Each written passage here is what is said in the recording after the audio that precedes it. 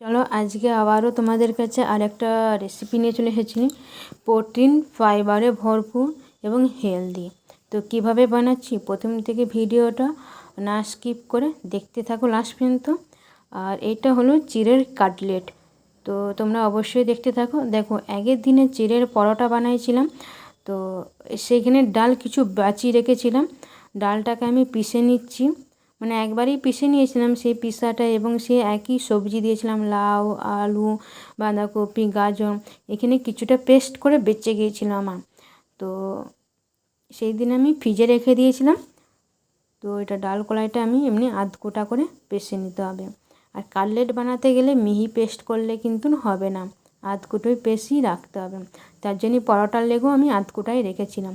আর সবজিগুলো তোমরা গ্রেট করে নিতে পারো, কিন্তু আমি মিক্সার গ্রাইন্ডারে পিষে নিয়েছি। আর তোমরা এখানে চাইলে তোমরা এই যে ডাল কড়াইগুলো সিদ্ধও করে নিতে পারো, বা সবজিটাকেও সিদ্ধ করে নিতে পারো। এখানে চিড়েটাকে আমি মানে ধুয়ে নিয়েছিলাম। তো এটা রেখে দেবো, ঝরঝরে হয়ে গেছিলো। এইখানে কাটলেট করার লেগে আলু নিয়েছি 5-6টার মতন আলু, সিদ্ধ করা আলু। এটা আমি গ্রেট করে নিচ্ছি, তোমরা চাইলে ম্যাশার দিয়ে ম্যাশ করে নিতে পারো। তো এখানে দেখো কাটলেটের লেগে কী লাগবে না, এই যে বেঁচে হওয়া দেখো, তোমরা দেখতেই পাচ্ছ আলুটাকে আমি মানে করে নিয়েছি। আর তোমরা প্রত্যেকেই জানো মাধবী কুকিং মানে অল্প তেলই লাগে। তো বেশি তেল দিয়ে আমি রান্না করি না, খুব কম তেলে এবং হেলদি, যাতে নিউট্রিয়েন্টগুলো বোঝাই থাকে সেই হিসাবেই করা হয়। তো অল্প পরিমাণ তেল দিয়ে দিচ্ছি আমি দেখো কড়াইয়ের মধ্যে। এইখানে আমি ফোড়ন হিসাবে ব্যবহার করব শুকনো লঙ্কা। তোমরা এখানে কাঁচা লঙ্কা ইউজ করতেই পারো, আর এখানে তোমরা চাইলে কারি পাতা ইউজ করতে পারো, বাট আমি কারি পাতা দিইনি। এখানে গোটা জিরে ফোড়ন দিয়েছি। তো গোটা জিরে ফোড়ন দেওয়ার পর এইখানে আমার একটা মিস্টেক হয়ে গেছিলো, তোমাদেরকে বলে দিই। হাতের সামনে যেহেতু আলুটা ছিল বলে আলুটা এগিয়ে দিয়েছিলাম, কিন্তু তোমরা আলুটা দেবে না, আদা জিরের যে পেস্টটা এটা দিয়ে তারপর কষার পর আলুটা দিবে। দেখো আমার এখানে আদা জিরের পেস্টটা দিচ্ছে। এখানে রসুন দেওয়া ছিল না বলে তাই গন্ধ ছাড়ছে না, রসুন দেওয়া থাকলে কিন্তু গন্ধ ছাড়তো। মানে ম্যানেজ করে নিয়েছি যা হোক করে আমি। তো এটাকে ভালোটি করে মিক্স করে নেওয়ার পর আমি এখানে সেই ডাল কলাই সবজি মিক্স করা ছিল না, সেটাকে আমি দিয়ে দিচ্ছি।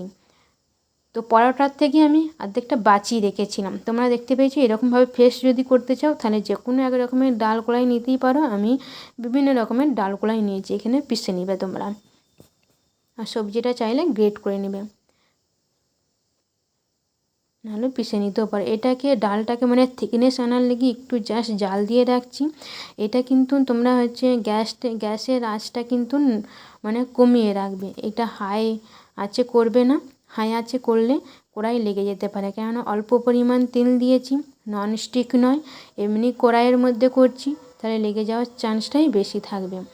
তো এইখানে আমি মশলা ব্যবহার করেছি স্বাদ মতো নুন, আর হলুদ গুঁড়ো, আর তার সঙ্গে দিয়েছি সবজির মশলাটা। সবজির যে সানরাইসে যে মশলার গুঁড়োটা পাওয়া যায়, সব রকমের সবজির তরকারিতে দেওয়া যায়, সেই মশলাটা আমি ইউজ করেছি পরিমাণ মতন। তোমরা চাইলে এখানে পনিরের মশলা দিতে পারো, বা চিকেন মশলা দিতে পারো, বা এখানে গরম মশলা দিয়েও করতে পারো। আর এখানে চাইলে তোমরা মেথি পাতা দিতে পারো, কাশ্মীরি মেথিটা আমি কিন্তু এখানে দিইনি। চাইলে তোমরা এখানে ধনে পাতাও দিতে পারো। এখানে আমার ধনে পাতা ছিল না, তার লেগে আমি ধনে পাতাটা দিইনি। তোমরা ধনে পাতা দিলে কিন্তু খুব ভালো হবে। তা করতে করতে আমি এখানে চিড়েটা দিয়ে দিয়েছি। চিড়ে দেওয়ার পর আমি নাড়িয়ে নিয়েছিলাম, দেখতেই পেয়েছিলে চিড়েটা কীরকম ঝরঝরে ছিল। আর এখানে আমি 40 গ্রাম বাইন্ডিংয়ের লেগে বেসন দিচ্ছি। তোমরা এখানে চাইলে ওটা ঠান্ডা করে নেওয়ার পর ব্রেড ক্রামের কোট করে নিতে পারো, বা চালের গুঁড়ো দিয়েও করতে পারো। এখানে আমি বেসন দিচ্ছি, যেহেতু হেলদি প্রসেস যাবে। ব্রেড ক্রাম মানেই জানো আজকে ব্রেড থেকে ব্রেড ক্রামটা এসেছে। ব্রেড ক্রাম মানেই তোমার ওটা অনেকটা হেলদিটা কমে যাচ্ছে, কেননা ব্রেড ময়দা দিয়ে তৈরি। তার জন্যই যতটা অ্যাভয়েড করা যায় ময়দা বা রিফাইন জাতীয় জিনিসগুলো, ততটাই ভালো। আর এখানে বলতে বলতে আমি ভুলে গেছিলাম, তোমরা চাইলে চিনিটা অ্যাড করতে পারো, আমি এখানে চিনি অ্যাড করিনি। তো এখানে আমি কড়াই থেকে নামিয়ে নিয়েছিলাম, ঠান্ডা করে দিয়েছি। আর এই ধারে দেখতেই পাচ্ছি আমি প্যানের মধ্যে তেল দিয়ে দিয়েছি। তোমরা চাইলে ননস্টিকের তাওয়ার মধ্যে করতে পারো, ননস্টিকের তাওয়ার মধ্যে করলে অবশ্যই ভালো হবে, কেননা অল্প তেল দিলেই হয়ে যাবে, তেল ব্রাশ করে নিলে উঠে যাবে ভালোটি করে। আর চাইলে তোমরা ডুবো তেলেও ভাজতে পারো। আর যারা মাইক্রোওভেনে করবে তারা তো তেল ছাড়াই কোনো অসুবিধা নেই। চলো দেখে নিই, এখানে পেঁয়াজ দিয়ে দিয়েছিলাম, কুচি নিয়েছিলাম। আর তোমরা চাইলে কাঁচা লঙ্কা দিতে পারো, বাট এখানে বাচ্চাদের লেগে ওই বানাচ্ছি বলে কাঁচা লঙ্কাটা অ্যাভয়েড করেছি। আর আমাদের লেগে যখন বানাবো অবশ্যই আমি কাঁচা লঙ্কা সাইডে কুচিয়ে রেখেছি, সেটা দিয়ে দেবো। কাঁচা লঙ্কা দিলে খুব সুন্দর খেতে হয়, ঝাল ঝাল। কিন্তু বাচ্চারা তো অত ঝাল খেতে পারবে না। যেহেতু আমার ফ্রেন্ড এসেছিলো, তারা স্পেশাল চা খেতে চেয়েছিলো, চায়ের সঙ্গে কিছু খেতে চেয়েছিলাম, তো আমি তাদের লেগেই কাটলেটটা বানাচ্ছি, প্লাস আমার লেগেও বানাচ্ছি, এবং সবারই লেগে, ঘরের সবারই লেগেই বানাচ্ছি। তো কাটলেট সাইজে আমি আকার করে নিয়েছি। কাটলেটে তোমরা হচ্ছে গোল রাখতে পারো, বা লম্বা, বা চার চৌকো, তোমরা যেরকম শেপ দিতে চাও তোমরা সেই রকমভাবে শেপটা দিয়ে নেবে। এখানে তেলের মধ্যে দিয়ে দিচ্ছি, দেখতেই পাচ্ছ আমি 4টে করে দিচ্ছি। তোমরা চাইলে এখানে ডুবো তেলে ভাজলে তো তোমরা অনেকটাই করে, মানে 5টা 6টা এক ব্যাচে তোমরা করে নিতে পারো। ননস্টিকের তাহলে এখানে 5টা 6টা আরামসে ধরে যাবে। তোমরা তোমাদের মতন দিয়ে করে নেবে, ঠিক আছে। তো এখানে আমার একটু অসুবিধা হচ্ছিল, যেহেতু তেল কম দিয়েছিলাম, প্লাস ননস্টিক তাওয়া নয়, তার ফলে একটু করে চিটে যাচ্ছিল। তো আমি এখানে মানে হালকা করে আমি করে নিচ্ছি। তোমরা দেখতেই পাবে লাস্টে কতটা সুন্দর হয়েছিল, তোমাদেরকে দেখিয়ে দেবো। আর ব্রেড ক্রাম্ব কেন দিতে মানা করছি, দেখো রিফাইন মানেই তো জানো তো আমাদের শরীরে 12টা বাজিয়ে দেয়। কেননা আমাদের রিফাইন চিনি খেতে মানা করছে। চিনি রিফাইন কী করে হলো অনেকেই বলবে। দেখো সাদা জিনিস যত সাদা ধবধবে হবে সেটাকে পালিশ করে আনা হয়। দেখো চাল, আগেকার চাল মানুষ যখন খেত তখন হচ্ছে চালের মধ্যে কত মানে ফাইবার থাকতো, মানে তুষ টাইপের লেগে থাকতো না চাষের চাল। এখন কিন্তু কেউ চাষের চাল খাচ্ছে না, সবাই মিনিকেট খাচ্ছে, বাসমতি খাচ্ছে, সবাই খাচ্ছে এগুলো। তার ফলে কী হয় না, ওইগুলো পালিশ দেওয়া চাল, মানে ফাইবারটা বার করে নিচ্ছে। রাইস চাল মানে ওই ফাইবার থেকে তেল বার করে নিচ্ছে। তো ওইখান থেকে কি হচ্ছে না, চালের অনেকটা কোয়ালিটি কমে যাচ্ছে। হয়তো আমরা পেট ভরার লেগে চালটা খাচ্ছি ঠিকই, তার ফলে রিফাইন জাতীয় এখন বেশি খাচ্ছি বলেই এখন মানুষের বিভিন্ন ধরনের রোগের মানে রোগটার টেন্ডেন্সি বেড়ে গেছে। দেখো আগেকার মানুষ কিন্তু আখের গুড় খেত, দেশের বাড়িতে যখন মানে আখ চাষ হতো আখের গুড় খেত। কিন্তু এখন কি আখের গুড় পাচ্ছি অরিজিনাল? পাচ্ছি না।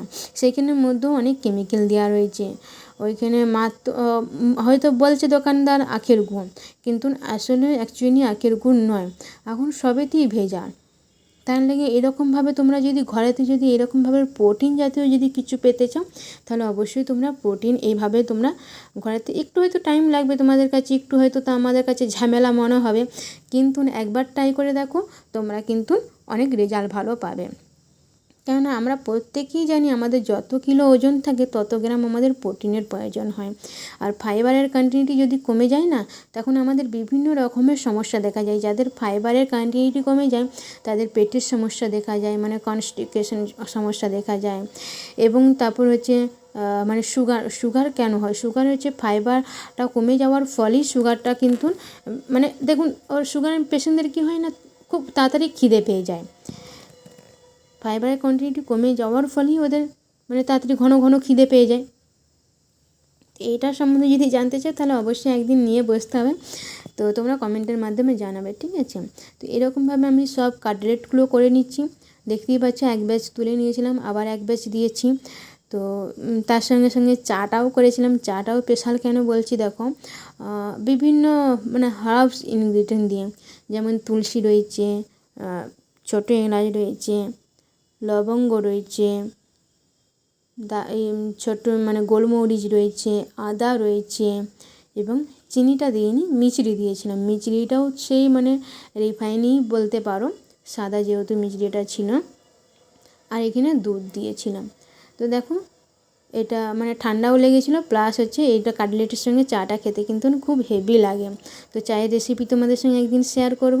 তো এখন কাটলেটটা দেখিয়ে দিচ্ছি, দেখো ভেঙে ভেঙে লঙ্কা দিয়েছিলাম, দেখো। তো এইখানেই ভিডিওটা শেষ করছি। তো পরবর্তী ভিডিওতে দেখা হবে।